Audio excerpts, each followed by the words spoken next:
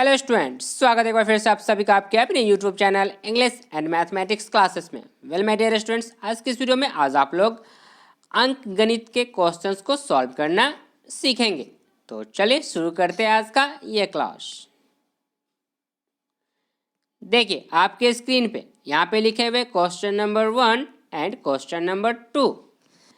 मेरे प्यारे विद्यार्थियों, question number 1 and question number 2 को मैं सॉल्व करके बताऊं इससे पहले यदि अब तक आपने मेरे इस चैनल को सब्सक्राइब नहीं किया है तो चैनल को अभी सब्सक्राइब कर ले, साथ ही साथ बेल आइकन को प्रेस करना बिल्कुल ना भूलें ताकि इस तरीके का वीडियो मैं जब भी अपलोड करूं उस वीडियो का नोटिफिकेशन आपको सबसे पहले मिल सके और आप उस वीडियो को देख पाए। चलिए अब पढ़ लेते क्वेश्चन नंबर 1 को।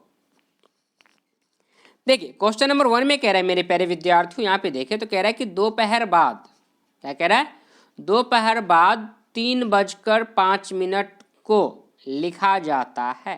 बताइए दोपहर के बाद जो होती है ना 3:05, बताइए उसे कैसे लिखा जाएगा। मैं पढ़कर नहीं बताऊंगा ऑप्शन को, नहीं तो आपको तो बात समझ में आ जाएगी ना। फिर तो ऑप्शन आप खुद देख लीजिए, ये रहा ए, ये बी, ये सी और ये डी। 4 ऑप्शन आपको यहाँ पे लिखे हुए हैं। बताइए कि इन चारों में से कौन सा सही ऑप्शन होगा, बताइए जल्दी से।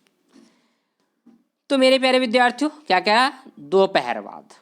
तो पहले तो मैं आपको ये क्लियर कर दूं मेरे प्यारे विद्यार्थियों कि जो दोपहर के बाद होते हैं ना उसके बाद स्टार्ट हो जाता है पीएम। क्या स्टार्ट हो जाता है, पीएम।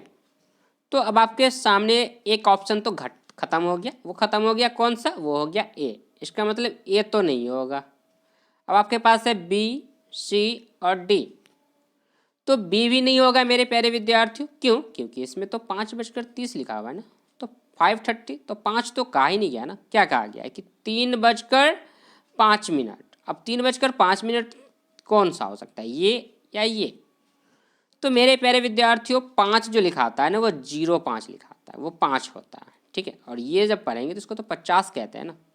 ये तो सिर्फ 5 में लिखा रहता तो भी 50 होता, और ये तो साफ साफ लिखा हुआ है 3:50 पीएम, तो ये तो होगा नहीं। कौन हो जाएगा? ऑप्शन नंबर डी इसका बिल्कुल सही आंसर हो जाएगा मेरे प्यारे विद्यार्थियों। तो ये रहा आपके स्क्रीन पे इसका आंसर। ऑप्शन नंबर डी इसका बिल्कुल सही आंसर हो जाएगा। 3:05 पीएम उसे लिखेंगे। दोपहर बाद जो होता है 3:05 को क्या लिखेंगे, ऐसे लिखेंगे 3:05 पीएम। ठीक है, और रात के जो 12 से होते हैं ना मेरे प्यारे विद्या, रात के जो 12 बजते हैं, नहीं रात में जो 12 बजे कहते हैं, उस 12 बजे से लेकर दिन के 11:59 तक क्या होते हैं, एएम होते हैं।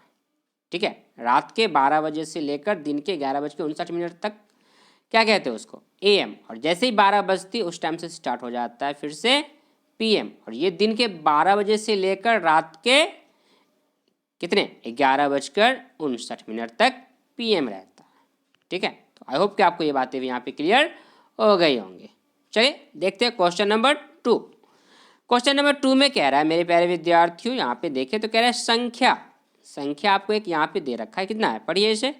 तो संख्या लिखा हुआ है कि 5,84,356। क्या है संख्या, 5,84,356। 5,84,356 में 5 के स्थानीय मूल्यों का योग क्या है। ठीक है, तो इसमें चूंकि क्या कहा कि 5 के स्थानीय मान, मतलब स्थानीय मान जो होते हैं ना, स्थानीय मान का कह रहा है स्थानीय मूल्यों का योग क्या होगा। दैट मीन्स कि इसमें ना 2 5 होंगे मेरे प्यारे विद्यार्थियों। देखिए तो पहला जो है 5 ये रहा स्टार्टिंग में, दूसरा 5 है यहाँ पे। अब क्या करें, इन दोनों का ना स्थानीय मान निकाल लें। स्थानीय मान निकालने का बड़ा सिंपल सा तरीका है। देखिए ऐसे लिख लीजिए 5, ऐसे कर दीजिएगा लाइन और 5 लिख लीजिए। और इसके बाद देखिए कितने अंक बच जाते हैं, तो देख लीजिए कितने अंक है 5। तो क्या कीजिए इस पर 5 को 0 ना, इसके बाद जितने अंक बच जाए ना उतना 0 लगा दिया कीजिए।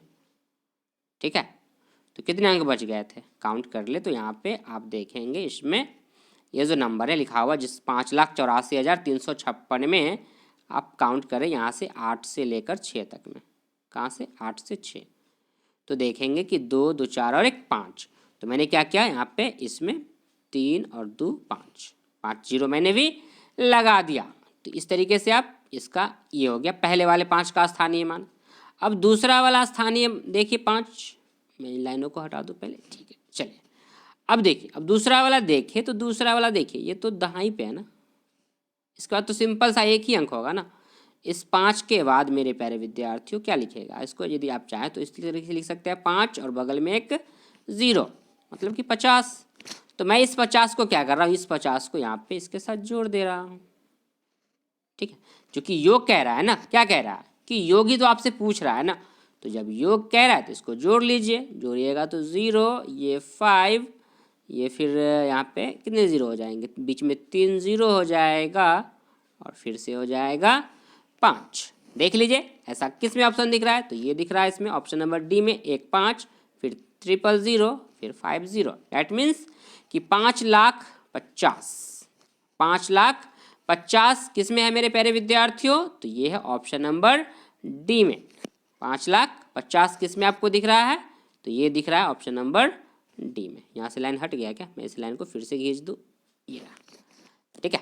तो चलिए अब इसका भी आंसर मैं आपको दिखा दे रहा हूँ, ये देखिए ये रहा ऑप्शन नंबर डी, इसका बिल्कुल सही आंसर हो जाएगा। तो आई होप कि आपको ये बातें भी यहाँ पे क्लियर हो गई होंगी। सो चलिए देखते हैं अगला क्वेश्चन। देखिए क्वेश्चन नंबर 3 अब आपके स्क्रीन पे पढ़िए। क्वेश्चन नंबर 3 में कह रहा है मेरे प्यारे विद्यार्थियों, कह रहा है कि बड़ी से बड़ी, बड़ी से बड़ी, अब नहीं कह रहा है कि 4 अंकों की बड़ी से बड़ी संख्या या 5 अंकों की, सिर्फ लिखा हुआ है बड़ी से बड़ी तथा छोटी से छोटी 5 अंकों की संख्याएं जो अंकों 0, 3, 6, 7 तथा 9 से बनती है। अब ये नहीं कि आपको जैसे पता है ना, आप लोग पर हमेशा से रट्टा मार रखे होते हैं शुरू से कि 5 अंकों की सबसे बड़ी संख्या, तो सर 5 गो 9, ये लीजिए हमने लिख दिया तुरंत 5 गो 9, ये हो गया 5 अंकों की सबसे बड़ी संख्या। बिल्कुल मेरे प्यारे विद्यार्थी ये होती है, लेकिन यहाँ पे कह रहा है कि नहीं नहीं ऐसे नहीं करना, ये जो अंक है ना, ये जो अंक आपको दिया गया इन 5 से बनाना है 5 अंकों की सबसे बड़ी से बड़ी संख्या और छोटी से छोटी संख्या, ठीक है, ये बात है। फिर आगे कहा जा रहा है, आगे पढ़े तो कह रहा है कि बनती है जब कोई अंक दोबारा नहीं आए, मतलब कि कोई अंक को दोहराना भी नहीं है, का अंतर बताइए। मतलब कि छोटी से बड़ी और छोटी छोटी संख्या बना लीजिए और उसको फिर घटा दीजिए, यही बात ना। क्या कहा क्वेश्चन को फिर से पढ़ लीजिए कि बड़ी से बड़ी तथा छोटी से छोटी 5 अंकों की संख्याएं जो अंकों 0, 3, 6, 7 तथा 9 से बनती है जब कोई अंक दोबारा नहीं आए का अंतर है। क्वेश्चन ऐसे ही लिखे होते मेरे प्यारे विद्यार्थियों, ये मत कहिएगा सर कि क्वेश्चन बड़ा अजीब सा लग रहा है, ऐसे लिखे रहते हैं, ठीक है। तो देखिए यहाँ पे, तो अब कैसे करेंगे इसे, तो इन्हीं जो नंबर है ना, इसी से आपको क्या करना है 5 अंकों की बड़ी से बड़ी संख्या बनाना है, तो बना लीजिए कोई दिक्कत नहीं। क्या करेंगे, जब बड़ी संख्या कह रहा है तो बड़ी से स्टार्ट कीजिएगा। सबसे बड़ा कौन सा है, अंक 9 है, फिर 7 है, फिर 6 है, फिर 3 है, फिर 0 है, तो लिख लेंगे इस तरीके से। सबसे बड़ी से बड़ी संख्या हल करना शुरू करेंगे और लिख लीजिए इस तरीके से। देखिए बड़ी से बड़ी संख्या बराबर क्या हो जाएगा, ये हो गया 97630, 97,630, मतलब 97,630, ये हो गया 5 अंकों की सबसे बड़ी संख्या जो दिए गए अंक है उससे बनाइए 5 अंकों की सबसे बड़ी संख्या। अब दिए गए अंकों से 5 अंकों की सबसे छोटी संख्या क्या बनेगा, तो 0 को पहले मत लगा लीजिएगा, छोटा सबसे पहले 0 आएगा, लेकिन मेरे प्यारे विद्यार्थियों 0 को नहीं लिखते। वही यदि 0 के अलावा यदि 1 होता ना, तो 1 से स्टार्टिंग हो जाता, 1 से 2 से स्टार्टिंग हो सकता था, लेकिन चूंकि 0 है ना, तो 0 आगे लगाने से क्या होता है मेरे प्यारे विद्यार्थियों, वो 4 अंक का रह जाता। नहीं, चूंकि आगे 0 लगाने से मान लीजिए आपसे क्वेश्चन पूछ लिया जाए 001, तो क्या ये 100 हो जाता है, क्या ये 100 है, बिल्कुल नहीं, ये तो कितना, ये तो 1 ही है ना। तो इसलिए आगे 0 लगाने से पूर्ण संख्या में मेरे प्यारे विद्यार्थियों उस 0 का कोई महत्व नहीं होता है, इसीलिए यहाँ पे लिखेंगे इस तरीके से, इसको 30,679 हो जाएगी छोटी से छोटी संख्या, मतलब 5 अंकों की छोटी से छोटी संख्या 30,679, ठीक है। अब जो क्या कह रहा था इसका अंतर, अब अंतर जब कह रहा है तो घटा लीजिए, तो माइनस का साइन लगा देंगे यहाँ पे, ये रहा, हमने लगा दिया माइनस का साइन, और घटा भी लीजिए, तो देखिए ये रहा इसका आंसर। 10 में से 9 गया तो 1, ये बच गया 2, 12 में से 7 गया तो 5, ये बच गया 15 मतलब 15 में से 5 बच गया, तो 15 में से 6 जाएगा तो 9, और फिर ये बच गया 6 का 6, और ये 9 में से 3 गया तो 6। ठीक है, तो इस तरीके से यहाँ पे आ गया 66,951, इसका अंतर हो जाएगा। तो 66,951 कौन से ऑप्शन में है मेरे प्यारे विद्यार्थियों? तो वो है ऑप्शन नंबर सी, बिल्कुल इसका सही आंसर हो जाएगा। ये रहा ऑप्शन नंबर सी, 66,951 इसका बिल्कुल सही आंसर हो जाएगा। तो आई होप कि आपको ये बातें भी यहाँ पे क्लियर हो गई होंगी। यदि बातें क्लियर हो गई है, सेशन अच्छा लग रहा है, तो मेरे प्यारे विद्यार्थियों वीडियो को लाइक कर दें, चैनल को सब्सक्राइब जरूर कर ले, ताकि इस तरीके का वीडियो मैं जब भी अपलोड करूं उस वीडियो का नोटिफिकेशन आपको सबसे पहले मिल सके और आप उस वीडियो को देख पाए। चलिए अब पढ़ लेते क्वेश्चन नंबर 4 को। देखिए आपके स्क्रीन पे क्वेश्चन नंबर 4। देखिए क्वेश्चन नंबर 4 में कह रहा है एक डब्बे में 500 अंडे हैं। कितने अंडे हैं मेरे प्यारे विद्यार्थियों? 500 अंडे हैं। एक डब्बे में कितने अंडे? 500 अंडे हैं। कह रहा है कि 3/25 अंडे टूट गए। मान ली रास्ते में ला रहे थे, टूट गया, नहीं 3/25 अंडे टूट गए, शेष अंडों का 4/5 भाग बेच दिया गया। तो कह रहा है शेष बचे अंडों की संख्या क्या है? बताइए अब कितने अंडे अभी भी बचे हुए हैं। टोटल 500 अंडे थे डब्बे में, जिसमें से कि 3/25 तो टूट गया, और जो टूट गया उसके बाद क्या किया गया, जो बच गया मतलब सही, उसमें से 4/5 बेच भी दिया गया, क्योंकि सही वाला बेचा जाएगा ना, सही वाला बेच दिया गया। तो अब कह रहा है कि शेष बचे अंडों की संख्या बताइए। तो कैसे बनाएंगे? तो चलिए मैं आपको बताता हूँ हल करके।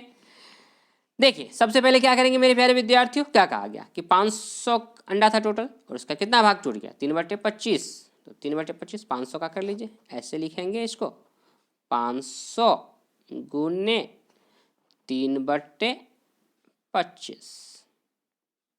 कोई दिक्कत? बिल्कुल नहीं। इसको काट लीजिए, 25 से 25 ही कम 25, 25 दूनी 50, और यहाँ पे बगल में 0। कितना बच गया? तो अब मेरे प्यारे विद्यार्थी नीचे तो कुछ बचा नहीं, नीचे तो 1 और ऊपर बच गया 20 गुने 3। तो 20 और 3 को गुना करेंगे तो बराबर कितना आ जाएगा? 60। तो ये 60 क्या है मेरे प्यारे विद्यार्थी? टूटे हुए अंडे हैं। ये 60 क्या है? टूटे हुए अंडे। 60 क्या है? टूटे हुए अंडे। अब बच कितने गए सही अंडे? तो सही अंडों के लिए क्या करेंगे मेरे प्यारे विद्यार्थियों? माइनस करना पड़ेगा ना। तो चलिए मैं यहाँ पे लाइन खींच देता हूँ और यहाँ पे घटा के बताता हूँ आपको कितने अंडे थे टोटल? 500। इन 500 में से 60 अंडे तो टूट गए ना, तो इसको तो माइनस करना पड़ेगा ना। घटा लीजिए, 0 में से 0, 10 में से 6 गया तो 4, और ये बच गया 4, 440। अब 440 अंडों का क्या किया गया? 4/5 भाग बेच दिया गया। तो चलिए अब इसको ही बना लेते हैं। तो देखिए क्या करेंगे, 440 लिखेंगे, 440 गुने 4/5। अब इसको काटिएगा तो काट लीजिए, 5 ही कम 5, इसको काटिएगा तो 5 अट्ठे 40। मैं चलिए इसी पे ऑप्शन जो है ना इस पे लिख दे रहा, इसके ऊपर में 8, और फिर कितना बच गया? 4, और फिर 5 अट्ठे 40, दैट मीन्स कि 88। अब मेरे प्यारे विद्यार्थियों 88 को जब 4 से गुना कीजिएगा तो कितना आ जाएगा? गुना करके देखिए 88 को, तो 8 चौक 32 के 2 हासिल 3, फिर 8 चौक 32 के 2 हासिल 3, नहीं 8 चौक 32 और हासिल तो 3 था, तो 32 और 3 35, सही है ना गुना। 8 चौक 32 के 2 हासिल 3 बच गया, ठीक है। 8 चौक 32 और 3 35, 352, ठीक है। तो ये क्या हो गया मेरे प्यारे विद्यार्थियों? ये हो गए बेच दिए गए। टोटल कितना था? 440 था ही। तो अब क्या करेंगे? माइनस करेंगे ना। तो पहले इतना का स्क्रीनशॉट आप ले लीजिए जल्दी से, ताकि मैं फिर इसे हटा सकूं, ठीक है। चलिए तब तक मैं इन सबों को लाइनों को इरेज कर देता हूं, तब तक आप जल्दी से इसका स्क्रीनशॉट ले लीजिए ताकि मैं फिर से इसे इरेज कर सकूं। आई होप कि आप लोग स्क्रीनशॉट इसका ले लिए होंगे। तो देखिए अब मेरे प्यारे विद्यार्थियों क्या करेंगे, तो मैं इसे यहाँ से हटा रहा हूँ, देखिएगा इसे हटा रहा हूँ फर्स्ट वाले को। अब क्या करेंगे, 440 में से क्या करेंगे, 352 को घटा लेंगे। 352 को घटा लीजिए, 10 में से 2 गया तो 8, और ये कितना बच गया, ये तो बच गया 13, है ना, ये 4 है, ये कितना बच जाएगा 3, तो 3 तो पहचान लेंगे इससे, इस वाले से, तो ये हो जाएगा 13, 13 में से 5 गया तो ये 8, ये 3 में से 3 गया तो ये तो हो जाएगा कैंसिल। तो कितने बच गए मेरे प्यारे विद्यार्थियों, अंडे बच गए टोटल 88, दैट मीन्स 88 अंडे शेष बच गए। तो इसका जो सही आंसर हो जाएगा मेरे प्यारे विद्यार्थियों वो हो जाएगा ऑप्शन नंबर बी 88, इसका बिल्कुल सही आंसर हो जाएगा। तो ये रहा आपकी स्क्रीन पे इसका आंसर, ऑप्शन नंबर बी 88 इसका बिल्कुल सही आंसर हो जाएगा। तो आई होप कि आपको ये बातें भी यहाँ पे क्लियर हो गई होंगी। तो चलिए अब देखते हैं क्वेश्चन नंबर 5 को। देखिए क्वेश्चन नंबर 5 आपके स्क्रीन पे। क्वेश्चन नंबर 5 में कह रहा है मेरे प्यारे विद्यार्थियों, कह रहा है कि निम्न में से कौन सी एक संख्या 3, 4, 5 तथा 6 से विभाज्य है। विभाज्य नहीं लिखा हुआ था, लिखा हुआ 3, 4, 5, 6 से भाज्य है। ठीक है, बताइए वह कौन सी संख्या है जो 3, 4, 5 तथा 6 से भाज्य है। आपके लिए ऑप्शन ए है 36, बी में है 60, सी में है 90 और डी में है 80। बहुत सारे मेरे प्यारे विद्यार्थी क्या करेंगे ना, इससे सबको ना भाग लगाना शुरू कर देंगे, 3 से भाग लगा लेंगे, 4 से, 5 से, 9 से, सबको चेक कर लेंगे एक एक करके भाग लगा के। मेरे प्यारे विद्यार्थियों ऐसा ना करें, ये नहीं कि आप एक एक करके क्या भाग लगाते रहेंगे क्या आप सबके सब, नहीं। यहाँ तो मान लीजिए अंक तो छोटे छोटे हैं ना, तो चल भी जाएगा। मान लीजिए अंक बड़ा दे दिया जाए, 3 अंकों की संख्या 4 अंकों की, इस तरीके से, तो क्या कीजिएगा, इसको भाग लगाते फिरिएगा क्या। अब इतने अंक को तो भाग लगाइएगा नहीं, इतने अंक को भाग लगाइएगा क्या, 4 अंक को पॉसिबल है क्या। 4 ऑप्शन आपको दिए हुए हैं और सबके सब ने 4 अंक में दिए हुए हैं, तो क्या कीजिएगा। तो नहीं मेरे प्यारे विद्यार्थियों, क्या करना है, इन सबों का एलसीएम निकाल लेना है, जो आपको दिया हुआ है ना इसका एलसीएम निकाल लीजिए। देखिए इस तरीके से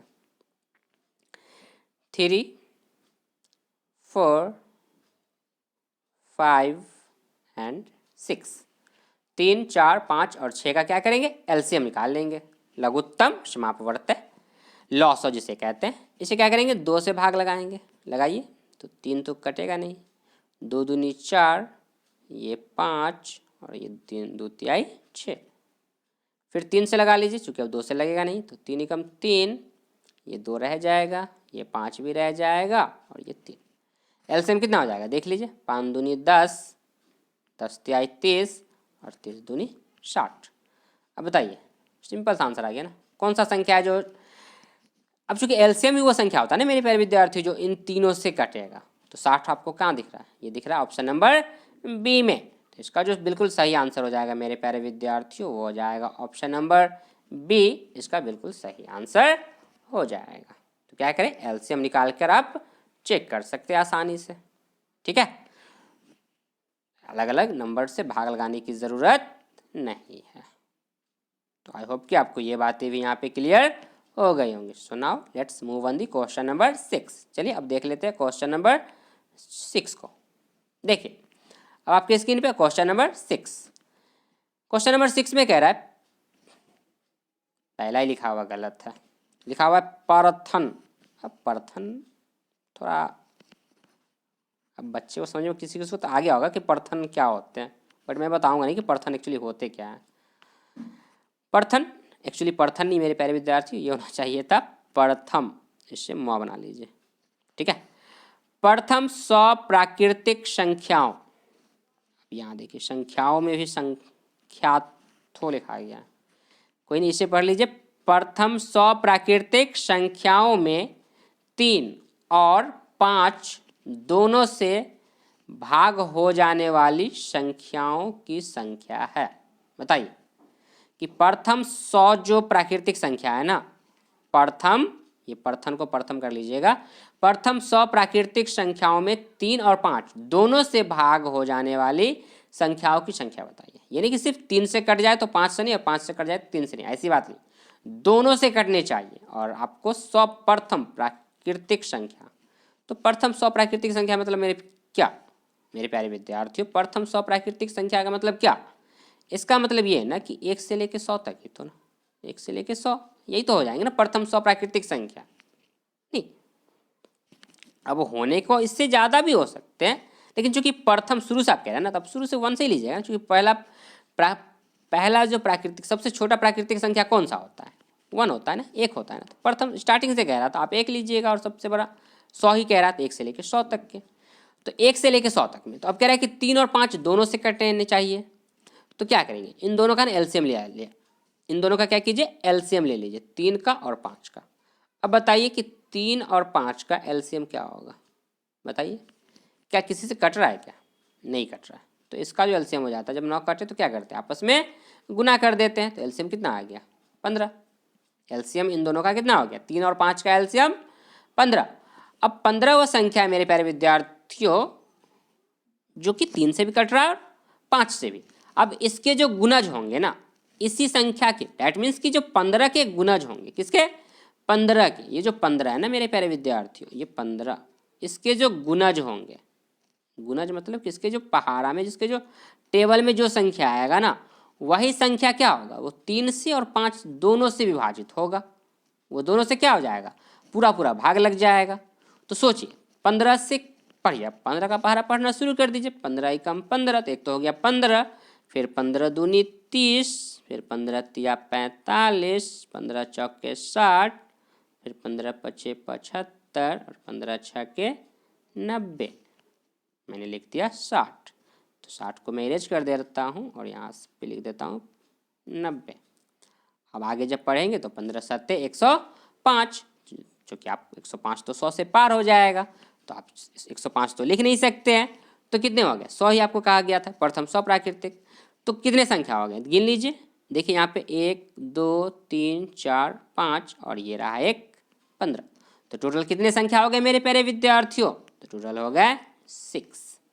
कितने संख्या हो गए टोटल, तो टोटल 6 संख्या हो गए, 6 संख्या है 1 से लेकर 100 तक में, मतलब प्रथम 100 प्राकृतिक संख्याओं में 6 ऐसे संख्या है जो 3 और 5 दोनों से भाग लग जाती है। ठीक है, तो इसका जो सही आंसर हो जाएगा मेरे प्यारे विद्यार्थियों, हो जाएगा ऑप्शन नंबर डी, इसका बिल्कुल सही आंसर हो जाएगा। तो आई होप कि आपको ये बातें भी यहाँ पे क्लियर हो गई होंगी। तो चलिए अब देखते हैं क्वेश्चन नंबर 7। देखिए अब आपके स्क्रीन पे क्वेश्चन नंबर 7 है, तो देखने से तो बड़ा लग रहा है, बट घबराइए नहीं, बिल्कुल छोटे से में इसे बना सकते हैं, नहीं बिल्कुल एक लाइन में इसका भी आंसर मिलेगा आपको, बस क्वेश्चन थोड़ा बड़ा है देखने में लगता है। पढ़िए, कह रहा है कि रमेश अपने बैंक खाते में 520 रुपया जमा करता है। ठीक है, क्या कहा कि रमेश अपने बैंक खाते में 520 रुपया जमा करता है और उसे बैंक में जमा रकम पर 7.1/2% वार्षिक ब्याज की दर से क्या मिलता है, सूद मिलता है, सूद। वर्ष की समाप्ति पर उसके खाते में कितनी रकम होगी। क्वेश्चन को मैं बताऊं आपको तो बड़ा सिंपल सा बात है कि आपके पास ना एक खाता है, क्या करते हैं आप, खाता खुलवाते हैं, आप क्या करते हैं, रमेश को भूल जाइए थोड़ी देर के लिए, अपना खुद को मान लीजिए, यहाँ पे अपने आप को मान लीजिए, आपके पास एक बैंक खाता है, आप क्या करते हैं बैंक खाते में 520 रुपया जमा करते हैं, अमाउंट ही बड़ा छोटा सा ही आप लोग के हिसाब से ठीक ही है, 520 रुपया क्या किया आपने बैंक में जमा किया। आपको क्या हो रहा है, उस बैंक में ना आपके जमा रकम पे ना क्या कर रहा है, बैंक दे रहा है 7.5% का ब्याज दर दे रहा है, 7.5, कितना कहेंगे इसे, 7.5% नहीं, 7.1/2 मतलब 7.5% वार्षिक ब्याज की दर से, मतलब ये सालाना दे रहा है, वार्षिक ब्याज की दर से सूद मिलता है। तो वर्ष की समाप्ति मतलब कि मेरे प्यारे विद्यार्थियों 1 साल, टाइम जो नहीं, वर्ष की समाप्ति मतलब 1 वर्ष कह लीजिए, वर्ष की समाप्ति पर उस आपके खाते में ना कितनी रकम होगी, मतलब कि कितना ब्याज आपको मिलेगा। इसमें क्वेश्चन में एक्चुअली पता है क्या पूछ रहा है आपसे, इसमें आपसे ना ब्याज पूछ रहा है कि आपको कितना ब्याज मिलेगा, और जो ब्याज मिलेगा ना वो क्या होगा, आपके जो मूलधन है उसमें तो जुड़ क्या हो जाएगा, ऐड हो जाएगा ना, जुट जाएगा। उसमें क्या हो जाएगा, आपके मूलधन, ये जो आपने पैसा जो रखा उसे क्या कहते हैं, मूलधन कहते हैं। नहीं, आपने जो बैंक में पैसा रखा उसे क्या कहते हैं, मूलधन। तो मूलधन पे आपको इतना प्रतिशत का क्या मिल रहा है, आपको इतने प्रतिशत की दर से आपको ब्याज दिया जा रहा है, तो ब्याज निकलेगा और ब्याज में भी कौन सा, साधारण ब्याज। तो साधारण ब्याज मिलेगा तो वो जो होगा वो क्या हो जाएगा, आपके मूलधन में ऐड हो जाएगा, और ऐड होकर वो आपके खाते में जमा हो जाएगा। तो कितना हो जाएगा, तो सिंपल सा तरीका होता है मेरे प्यारे विद्यार्थियों, इसे कैसे निकालेंगे, तो देखिए इस तरीके से सिंपल सा कर लेंगे, इसको लिख लेंगे 520 का ना, 520 जो नंबर है ना, जितना मूलधन है उसका लिख लीजिएगा। 520 का कितना परसेंट कह रहा है, 7.5%। 7.5 का मतलब क्या लिख सकते हैं इसको, 15/2। अब कहिएगा सर ये क्या कर दिया आपने, सर आपने ये क्या किया, 15/2 कैसे। तो बिल्कुल मेरे प्यारे विद्यार्थी, बिल्कुल सिंपल सा फॉर्मूला, देखिए मैंने कुछ नहीं किया, मैं क्या किया हूँ, इसे तोड़ दिया हूँ, 7 दूनी 14 और इसको एक जोड़ लिया, 15/2। मतलब कि ये जो मिश्रित भिन्न था मैंने उसे साधारण भिन्न में बदल दिया। ठीक है, तो कोई दिक्कत नहीं, इसे आप इस तरीके से लिख सकते हैं। कैसे, तो इस दोनों को आपस में गुना कर दीजिएगा और ऊपर वाले को इसको ना जोड़ लेते हैं। ये क्या होता है, ये ना शेषफल होता है, उसको ऊपर वाले को क्या करते हैं, जोड़ लेते हैं। ठीक है, तो 7 दूनी 14 और एक 15/2। अब ये हो गया, तो अब चूंकि प्रतिशत भी तो लगा हुआ था ना, तो प्रतिशत को हटाने के लिए 100 से तो भाग भी तो लगाना पड़ेगा ना, तो लिख लेंगे 1/100, भाग लगा दिए 100 से, और टाइम तो दे रखा है 1 ही वर्ष ना, तो 1 लिख लीजिएगा। अब देखिए क्या कीजिएगा, इसको 1 0 से 1 0 कैंसिल, कोई दिक्कत बिल्कुल नहीं, क्या दिक्कत है। 2 से काट लीजिएगा, 2 से इसको काटिएगा तो कितनी बार में कट जाएगा, 26 बार में ना, 2 दूनी 4, 1 2 छक्के 12 16। अब फिर से काट लीजिए, इसको काट लीजिए 2 से, 2 से काटिएगा, हाँ काट लीजिए, कोई नहीं, 2 से ही काट लीजिए इसको। 2 से काटिएगा तो मैं यहाँ पे लिख दूँ 2 पंचे 10, नीचे देख लीजिएगा, नीचे में है 5। ठीक है, और इसको काटिएगा तो 13। ठीक है, और फिर इसी 5 को काटेंगे तो 5 ही कम 5, और इस 5 काट लीजिए इस 15 को, तो 5 तिहाई 15, यहाँ पे लिख दे रहा हूँ 3। अब देख लीजिए कितना बच गया, ये रहा 3 और ये रहा 13। 13 तिया को क्या कीजिए, दोनों को आपस में गुना कर दीजिएगा, तो कितना आ जाएगा, 13 तिया 39। 13 तिया 39, और आपके पास पैसा कितना था, आपने बैंक, ये जो 39 आया क्या आया, ये जो 39 है मेरे प्यारे विद्यार्थियों, ये क्या आ चुका है, ये साधारण ब्याज आया है। ये जो मैं निकाला हूँ ना, ये क्या निकाला है, इसको मैं यहाँ पे लिख दूँ तो मैं लिखूँगा SI बराबर, ये ना फॉर्मूला हो जाता है, SI बराबर साधारण ब्याज बराबर होता है। ठीक है, SI का बराबर एक्चुअली कुछ ज़्यादा ही बड़ा हो जा रहा है, इसको ना मैं इरेज कर दे रहा हूँ और बराबर को अच्छे से लिख दे रहा हूँ। ये रहा साधारण ब्याज आ चुका है 39। अब जोड़ लीजिए, 39 में इसको जोड़िएगा तो कितना हो जाएगा, 9 में 0 जोड़िएगा तो 9 और 3 2 5, 559। नहीं, 520 में आप 39 को जोड़ लीजिएगा तो कितना आएगा, 559। मेरे प्यारे विद्यार्थियों, इसका बिल्कुल सही आंसर हो जाएगा, सिंपल सा है ना। 520 तो है, तो 20 में 30 जोड़िएगा तो 50, 50 में 9 59। तो 559 किस में दिख रहा है, तो वो दिख रहा है ऑप्शन नंबर सी में। तो ऑप्शन नंबर सी जो हो जाएगा मेरे प्यारे विद्यार्थियों, वो इसका बिल्कुल सही आंसर हो जाएगा। अब बात इसमें एक बात और है मेरे प्यारे विद्यार्थियों, बहुत सारे बच्चों को ये लगे कि सर काटने में इतना सारा प्रोसेस, तो काटने का प्रोसेस मेरे प्यारे विद्यार्थियों आप अपने तरीके से भी कर सकते हैं। जरूरी नहीं कि मैं जिस तरीके से बताया हूँ आप उस तरीके से काटें, ऐसा कोई बात नहीं है, बस प्रोसेस सही करें, अच्छे से कर लें। यदि आपको बेहतर तरीके से पता है तो आप इसे और बेहतर तरीके से भी कर सकते हैं, कोई दिक्कत की बात नहीं है। आप इसे चाहते तो दूसरे तरीके से भी काटा जा सकता है, नहीं काटने के भी अलग अलग तरीके होते हैं ना। आप चाहते तो 5 से भी 15 को पहले काट लेते और 10 को काट लेते, सिंपल सा काम था। नहीं तो आप जिस तरीके से भी चाहे उसे काट सकते हैं, ये जरूरत नहीं कि मैं जिस तरीके से बताया हूँ आप उसी तरीके से उसी प्रोसेस को करें। इस क्वेश्चन में पार्टिकुलर मैं इस क्वेश्चन की बात कर रहा हूँ, यानी कि मैं बाकी जो क्वेश्चन बता रहा हूँ उसमें जैसे बता रहा हूँ उसी तरीके से करें। बस इसमें आप काटने का प्रोसेस में मैं कह रहा हूँ कि जिस तरीके से मैं काटा हूँ जरूरत नहीं कि आप उस तरीके से ही काटें, आप अपने तरीके से भी इसे क्वेश्चन को सॉल्व कर सकते हैं। ठीक है, तो आई होप कि आपको ये बातें यहाँ पे क्लियर हो गई होंगी। So now let's move on the question number 8। देखिए अब आपके स्क्रीन पे क्वेश्चन नंबर 8, ये ना बड़ा फॉर्मूला, सिंपल सा फॉर्मूला रखा है मेरे प्यारे विद्यार्थियों। अब बना बना के काफ़ी आप लोग थक चुके थे क्वेश्चन को सॉल्व कर करके। अब सिंपल सा एक क्वेश्चन आ रखा है आपके स्क्रीन पे, पढ़िए। कह रहा है किसी कमरे के सभी सतहों का क्षेत्रफल निम्न में से क्या होगा? किसी कमरे के सभी सतहों का क्षेत्रफल निम्न में से क्या होगा? आपके लिए ऑप्शन है लंबाई प्लस चौड़ाई प्लस ऊंचाई। ऑप्शन बी 2 इंटू लंबाई प्लस चौड़ाई। ऑप्शन सी में है लंबाई गुने चौड़ाई गुने ऊंचाई। ऑप्शन नंबर डी में है 2 इंटू लंबाई प्लस चौड़ाई गुने ऊंचाई। तो कमरे का जब भी मेरे प्यारे विद्यार्थियों पूछे ना किसी कमरे के सभी सतहों का क्षेत्रफल, तो इसका जो सही आंसर होता है मेरे प्यारे विद्यार्थियों वो होता है ऑप्शन नंबर डी। इसका बिल्कुल सही आंसर हो जाएगा। तो इस ये ना कमरे का क्षेत्रफल का फॉर्मूला होता है, इसे अच्छे से याद रख लीजिएगा, ठीक है। इस पे आपके क्वेश्चन पूछे जा सकते। कमरे का क्या क्या आपको दे दिया गया, उसका लंबाई दे देगा, चौड़ाई दे देगा, ऊंचाई देगा, और फिर आपसे कहेगा इसका क्षेत्रफल बताइए, ठीक है। तो इस फॉर्मूले को याद रख लीजिएगा।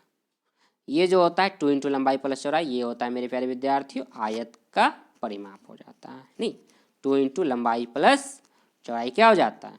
आयत का परिमाप, ठीक है। सो चलिए अब देखते हैं क्वेश्चन नंबर 9। देखिए अब आपके स्क्रीन पे क्वेश्चन नंबर 9 फिर से आ गया बनाने वाला। बनाइए। कह रहा है कि क्वेश्चन पढ़ लीजिए पहले, फिर तो बनाइएगा ना। कह रहा है कि एक वर्ग की परिमिति 48 मीटर है, तो क्षेत्रफल ज्ञात कीजिए। बताइए क्या होगा। कह रहा है कि एक वर्ग की परिमिति 48 मीटर है, तो क्षेत्रफल ज्ञात कीजिए। ऑप्शन तो दिया हुआ है ना। ऑप्शन नंबर ए में है 96 वर्ग मीटर, ए में, बी में है 108 वर्ग मीटर, और सी में है 64 डैट मीन्स की 64 वर्ग मीटर, और डी में है 144 वर्ग मीटर। तो चलिए हल करना शुरू करते हैं। देखिए सबसे पहले क्या लिख लेंगे मेरे प्यारे विद्यार्थियों, जो दिया हुआ वही उसे ही लिखेंगे ना कि वर्ग की परिमिति क्या दिया गया था, वर्ग की परिमिति आपको दे रखा था ना 48 मीटर है। तो सबसे पहले क्या लिखेंगे, सॉरी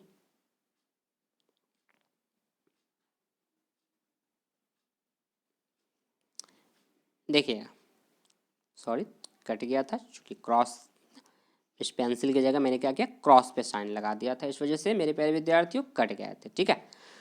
आप लोगों से थोड़ी देर के लिए कनेक्शन टूट गया था, बट फिर से मैं आप लोगों से अब जुड़ चुका हूँ, ठीक है। तो चलिए देखिए यहाँ पे ध्यान दीजिए।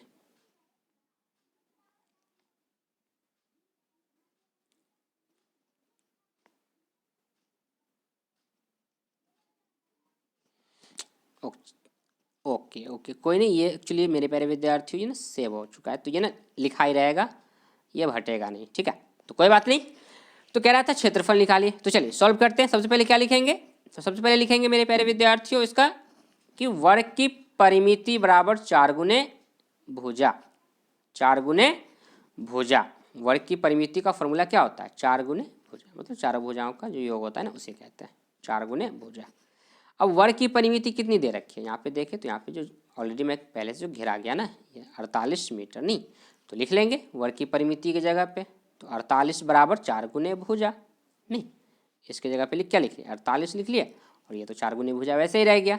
अब क्या करेंगे, इसको उठा के इस पूरे को ना उठा के किस ले जाएंगे अपने बाईं साइड, और इस 48 को उठा के ले आएंगे अपने दाईं साइड।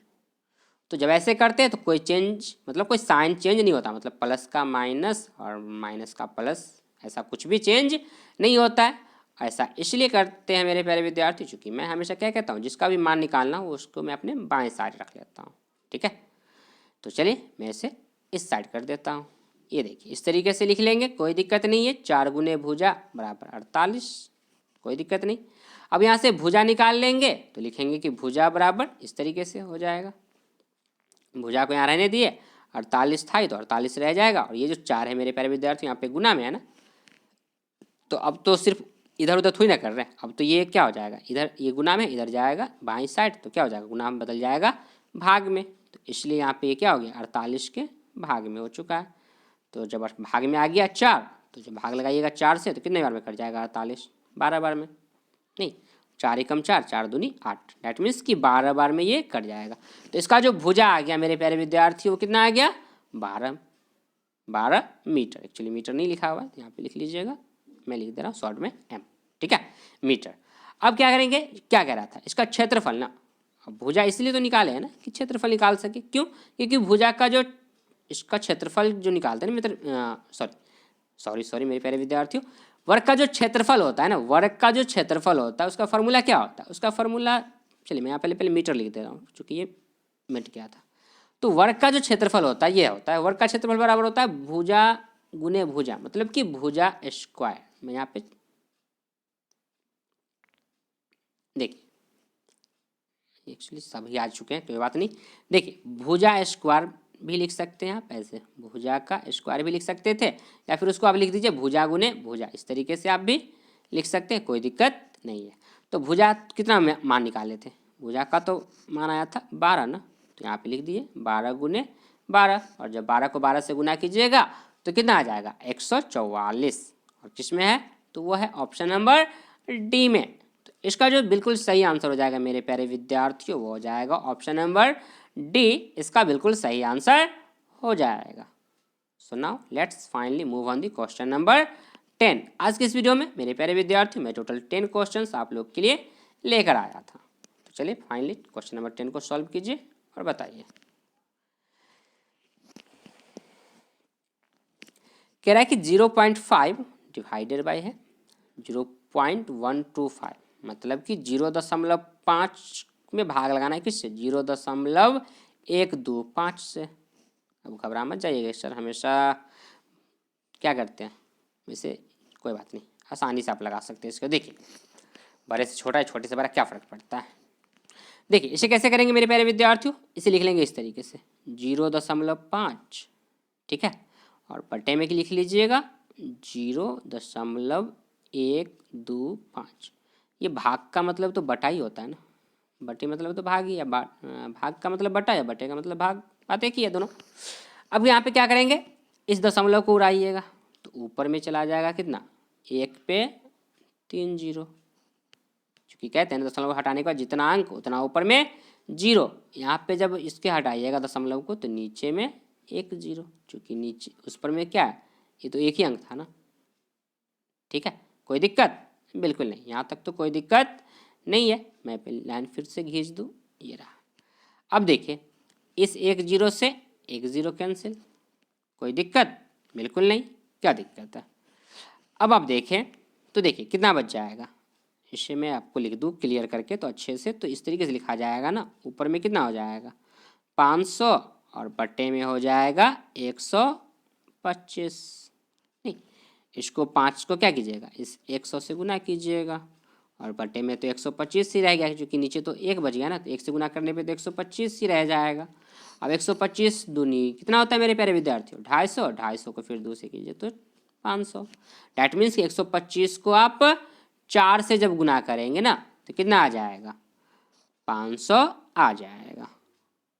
कितना आ जाएगा, 500। तो इसका जो बिल्कुल सही आंसर आ जाएगा मेरे प्यारे विद्यार्थी, वो आ जाएगा ऑप्शन नंबर ए 4, इसका बिल्कुल सही आंसर हो जाएगा। आप आसानी से इसे भाग लगाकर बता सकते हैं, ठीक है। 125 को 4 से क्या कीजिएगा, गुना कर लीजिए, आसानी से इसका सही आंसर आ जाएगा,